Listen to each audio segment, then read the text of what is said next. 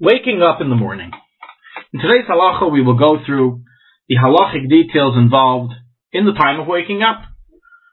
So in the beginning of Shulchan Aruch, in chapter 1, halacha 1, it states that one should be strong like a lion and overcome his desire to continue sleeping by waking from his sleep prior to dawn in order to serve Hashem.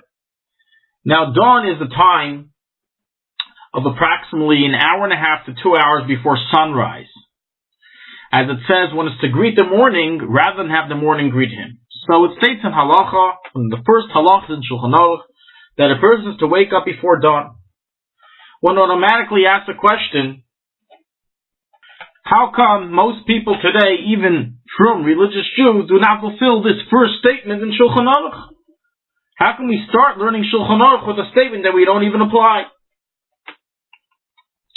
So it's explained in Achreinim, it's brought in the Mishmeret Shalim, the Pischei Tshuva, the Mishnah Brura, the Eliyah Rabbah, the Pri Megadim, and other poskim, that times have changed. Back then, when people went to sleep earlier, the sleeping schedule was different, so by the time dawn came about, they had already satiated their sleep requirement, and therefore there was no reason to remain in bed. So they should wake up before the morning. However, today, due to change of schedule, people go to sleep much later. Therefore, there is no need to wake up before dawn based on this halacha. So concludes the Mishmeret Shalim. Likewise, the Pischei Tshuva records that it's not necessary to go to sleep early in order to fulfill this halacha, and rather one can continue his learning schedule, even if it will mean that he will wake up after dawn, so long as he wakes up in time for the Zman, the time of davening and Kriyashma. Regarding how much sleep a person needs, so we find amongst poskim numerous different opinions. The Rambam writes that a normal person needs to sleep for a third of the day, which is 8 hours.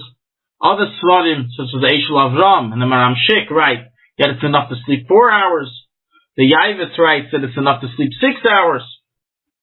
Practically, the ruling is written in the Magen Avram, chapter 238, and recorded there in the Mishnah Brura, likewise recorded in the Taz, Even HaEzer, chapter 25:1, that the amount of sleep that one needs varies in accordance to each person, and each person is to sleep enough for him to have a clear mind and calm mind for him to learn Torah and serve Hashem.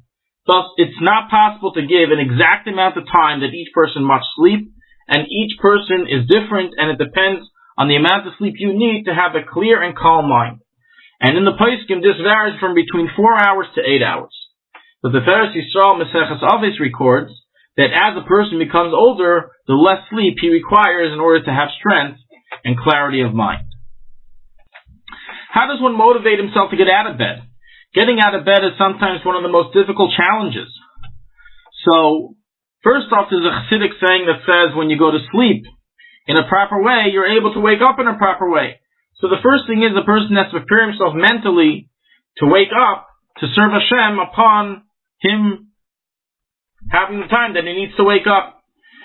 Different motivations recorded in Shulchan Aruch is that state in Shulchan Aruch that one should contemplate as soon as he awakens that Hashem is standing before him, and would it be befitting for him to sit in front of the presence of a king of flesh and blood, and certainly it would be a capital offense if he were to be lying in front of the King of all kings.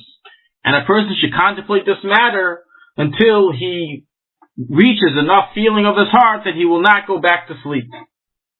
In other words, the emphasis of Shulchan Aruch is that a person's alacrity and motivation to get out of bed is his service of Hashem, how he must begin his day to serve Hashem.